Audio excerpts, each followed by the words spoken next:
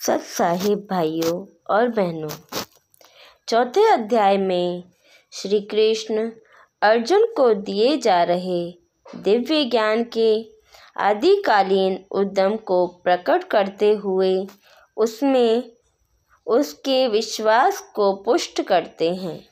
वे बताते हैं कि यह वही शाश्वत ज्ञान है जिसका उपदेश उन्होंने आरंभ से सर्वप्रथम सूर्यदेव को दिया था और फिर परंपरागत पद्धति से यह ज्ञान निरंतर राजर्षियों तक पहुंचा। अब वह अर्जुन, जो उनका प्रिय मित्र और परम भक्त है, के सम्मुख इस दिव्य ज्ञान को प्रकट कर रहे हैं।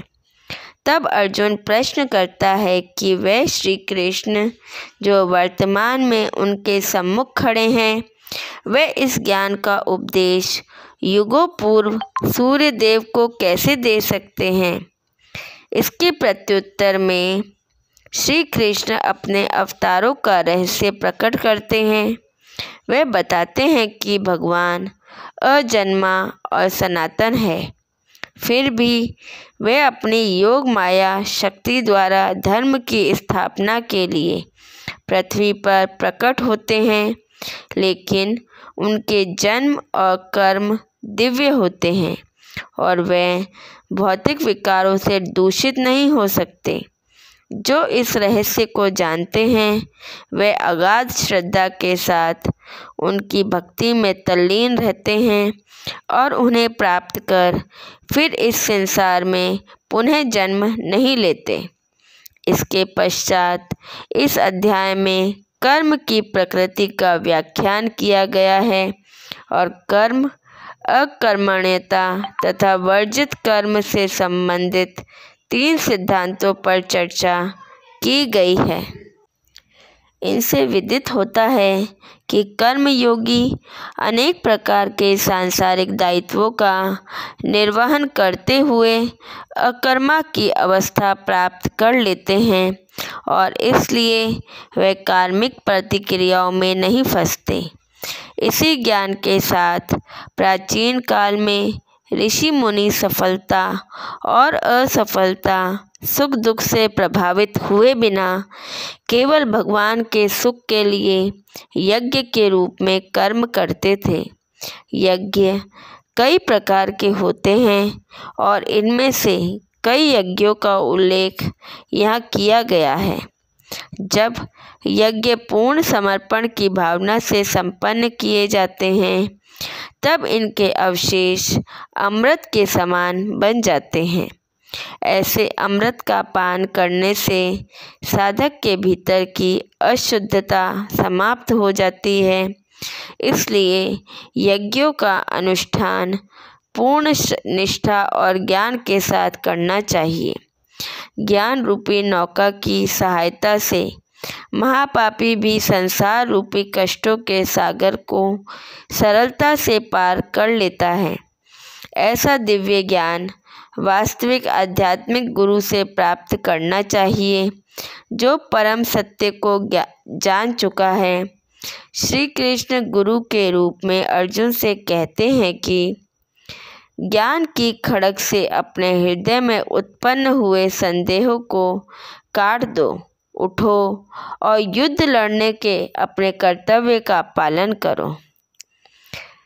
श्रीमद् भगवद गीता के अध्याय 4 के पहले श्लोक में भगवान श्री कृष्ण ने कहा, मैंने इस शाश्वत ज्ञान योग का उपदेश सूर्यदेव विवस्वान को दिया और विवस्वान ने मनु और फिर उसके बाद मनु ने इसका उपदेश इक्ष्वाकु को दिया।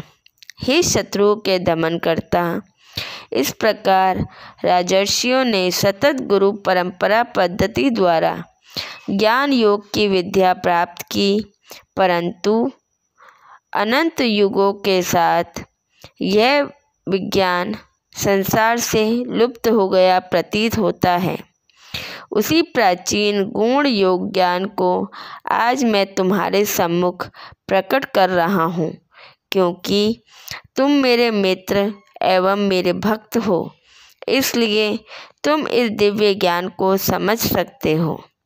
अर्जुन ने कहा, आपका जन्म विवस्वान के बहुत बाद हुआ, तब मैं फिर ये कैसे मान लूं कि प्रारंभ में आपने उन्हें इस ज्ञान का उपदेश दिया था। तुम्हारे और मेरे अनंत जन्म हो चुके हैं, किंतु हे परम तप, तुम उन्हें भूल चुके हो, जबकि मुझे उन सब का स्मरण है। यद्यपि मैं अजन्मा और समस्त जीवों का स्वामी और अविनाशी प्रकृति का हूँ, तथापि मैं इस संसार में अपनी दिव्य शक्ति योग माया द्वारा प्रकट होता हूँ। जब जब धरती पर धर्म का पतन और अधर्म में वृद्धि होती है, तब उस समय मैं पृथ्वी पर अवतार लेता हूँ। भक्तों का उद्धार और दुष्टों का विनाश करने और धर्म की मर्यादा पुनः स्थापित करने के लिए मैं प्रत्येक युग में प्रकट होता हूँ।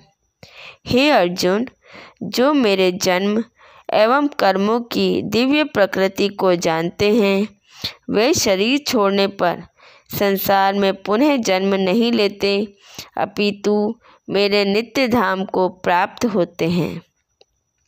आसक्ति, भय और क्रोध से मुक्त होकर पूर्ण रूप से मुझ में तल्लीन होकर मेरी शरण ग्रहण कर भूतकाल में अनेक लोग मेरे ज्ञान से पवित्र हो चुके हैं और इस प्रकार से उन्होंने मेरा दिव्य प्रेम प्राप्त किया है। जिस भाव से लोग मेरी शरण ग्रहण करते हैं, उसी भाव के अनुरूप मैं उन्हें फल देता हूँ। हे प्रथापुत्र, सभी लोग जाने या अनजाने में मेरे मार्ग का ही अनुसरण करते हैं। इस संसार में जो लोग सकाम कर्मों में सफलता चाहते हैं, वे लोग स्वर्ग के देवताओं की पूजा करते हैं, क्योंकि सकाम कर्मों का फल शीघ्र प्राप्त होता है। मनुष्य के गुणों और कर्मों के अनुसार मेरे द्वारा 4 वर्णों की रचना की गई है। यद्यपि मैं इस व्यवस्था का सृष्टा हूँ, किंतु तुझ मुझे अकर्ता और अविनाशी मानो। ना तो कर्म मुझे दूषित करते हैं और ना ही मैं कर्म के फल की कामना करता हूँ। जो मेरे इस स्वरूप को जानता है, वह कभी कर्म फलों के बंधन में नहीं पड़ता। इस सत्य को जानकर प्राचीन काल में मुक्ति की अभिलाषा करने वाली आत्माओं ने भी कर्म किए, इसलिए तुम्हें भी उन मनुष्यों के पद चिन्हों का अनुसरण करते हुए अपने कर्तव्यों का पालन करना चाहिए। कर्म क्या है और अकर्म क्या है, इसका निर्धारण करने में बुद्धिमान लोग भी विचलित हो जाते हैं। अब मैं तुम्हें कर्म के रहस्य से अवगत कराऊंगा, जिसे जानकर तुम सारे लौकिक बंधनों से मुक्त हो सकोगे। तुम्हें सभी 3 कर्मों, अनुमोदित कर्म, विकर्म और अकर्म की प्रकृति को समझना चाहिए। इनके सत्य को समझना गहन और कठिन है। वे मनुष्य जो अकर्म में कर्म और कर्म में अकर्म को देखते हैं, वे सभी मनुष्यों में बुद्धिमान होते हैं। सभी प्रकार के कर्मों में प्रवृत्त रहकर भी वे योगी कहलाते हैं और अपने सभी कर्मों में पारंगत होते हैं। जिन मनुष्यों के समस्त कर्म सांसारिक सुखों की कामना से रहित हैं तथा जिन्होंने अपने कर्म फलों को दिव्य ज्ञान की अग्नि में भस्म कर दिया, उन्हें आत्मज्ञानी संत बुद्धिमान कहते हैं। अपने कर्मों के फलों की आसक्ति को त्याग कर ऐसे ज्ञानी जन सदा संतुष्ट रहते हैं और ब्रह्म आश्रयों पर निर्भर नहीं होते। कर्मों में संलग्न रहने पर भी वे वास्तव में कोई कर्म नहीं करते।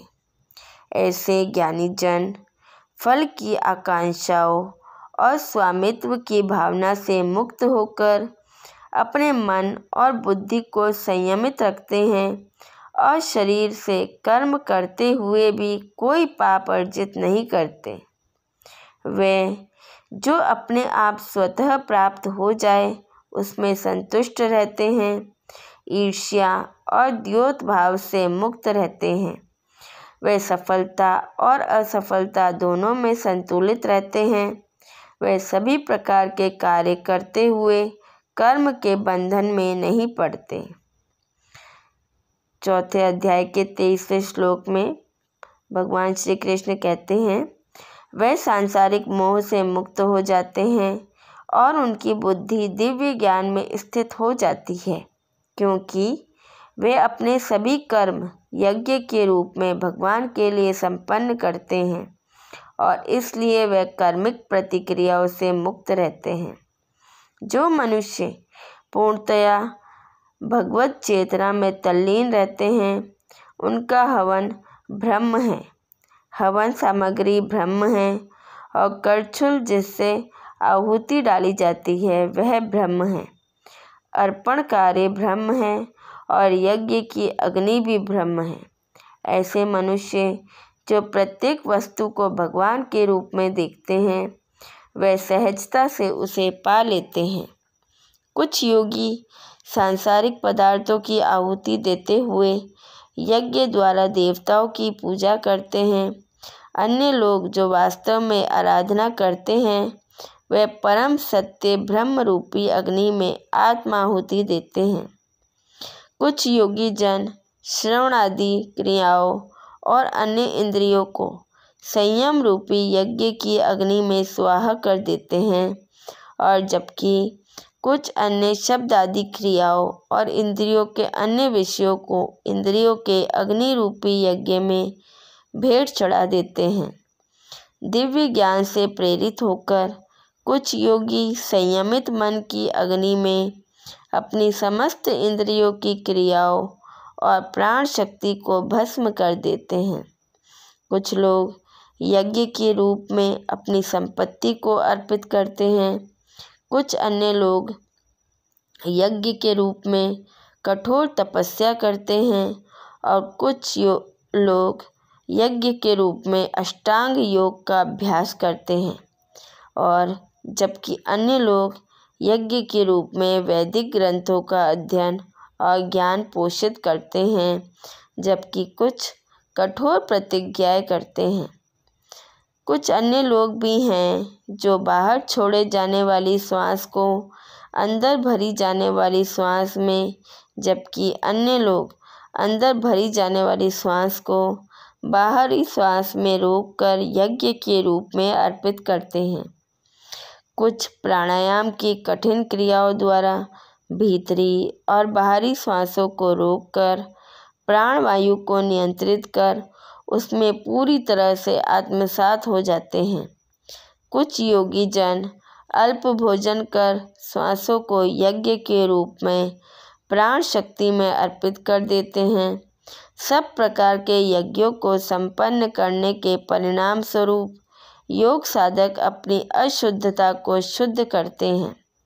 इन यज्ञों का रहस्य जानने वाले और इनका अनुष्ठान करने वाले इन यज्ञों के अवशेष जो कि अमृत के समान होते हैं का आस्वादन कर परम सत्य की ओर बढ़ते हैं। हे कुरुक्षेत्र, जो लोग यज्ञ नहीं करते वे ना तो इस संसार में और ना ही अगले जन्म में सुखी रह सकते हैं। विभिन्न प्रकार के इन सभी यज्ञों का वर्णन वेदों में किया गया है और इन्हें विभिन्न कर्मों की उत्पत्ति का रूप मानो। यह ज्ञान तुम्हें माया के बंधन से मुक्त करेगा। हे शत्रुओं के दमन करता, ज्ञान युक्त होकर किया गया यज्ञ किसी प्रकार के भौतिक या द्रव्य यज्ञ से श्रेष्ठ है। हे पार्थ, अंततः सभी यज्ञों की पराकाष्ठा दिव्य ज्ञान में होती है। आध्यात्मिक गुरु के पास जाकर सत्य को जानो, विनम्र होकर उनसे ज्ञान प्राप्त करने की जिज्ञासा प्रकट करते हुए ज्ञान प्राप्त करो और उनकी सेवा करो। ऐसा सिद्ध संत तुम्हें दिव्य ज्ञान प्रदान कर सकता है, क्योंकि वह परम सत्य की अनुभूति कर चुका है। इस मार्ग का अनुसरण कर और गुरु से ज्ञान अवस्था प्राप्त करने पर हे अर्जुन, तुम कभी मोह में नहीं पड़ोगे, क्योंकि इस ज्ञान के प्रकाश में तुम यह देख सकोगे कि सभी जीव परमात्मा का अंश हैं और वे सब मुझ में स्थित हैं। जिन्हें समस्त पापों का महापापी समझा जाता है, वे भी दिव्य ज्ञान की नौका में बैठकर संसार रूपी सागर को पार करने में समर्थ हो सकते हैं। जिस प्रकार प्रज्वलित अग्नि लकड़ी को स्वाह कर देती है, उसी प्रकार से हे अर्जुन, ज्ञान रूपी अग्नि भौतिक कर्मों से प्राप्त होने वाले समस्त फलों को भस्म कर देती है। इस संसार में दिव्य ज्ञान के समान कुछ भी शुद्ध नहीं है। जो मनुष्य दीर्घकालीन योग के अभ्यास द्वारा मन को शुद्ध कर लेता है, वह उचित समय पर हृदय में इस ज्ञान का आस्वादन करता है। वे जिनकी श्रद्धा अगाध है और जिन्होंने अपने मन और इंद्रियों पर नियंत्रण कर लिया है, वे दिव्य ज्ञान प्राप्त कर लेते हैं। इस दिव्य ज्ञान के द्वारा वे शीघ्र ही कभी ना समाप्त होने वाली परम शांति को प्राप्त कर लेते हैं। किंतु जिन अज्ञानी लोगों में न तो श्रद्धा और न ही ज्ञान है और जो संदेहास्पद प्रकृति के होते हैं, उनका पतन होता है। संदेहास्पद जीवात्मा के लिए ना तो इस लोक में और ना ही परलोक में कोई सुख है। हे अर्जुन, कर्म उन लोगों को बंधन में नहीं डाल सकते जिन्होंने योग की अग्नि में कर्मों को विनष्ट कर दिया है और ज्ञान द्वारा जिनके समस्त संशय दूर हो चुके हैं, वे वास्तव में आत्मज्ञान में स्थित हो जाते हैं। अतः तुम्हारे हृदय में अज्ञानतावश जो संदेह उत्पन्न हुए हैं, उन्हें ज्ञान रूप शस्त्र से काट दो। हे भरतवंशी अर्जुन, स्वयं को योग में निष्ठ करो, उठो, खड़े हो जाओ और युद्ध करो। धन्यवाद।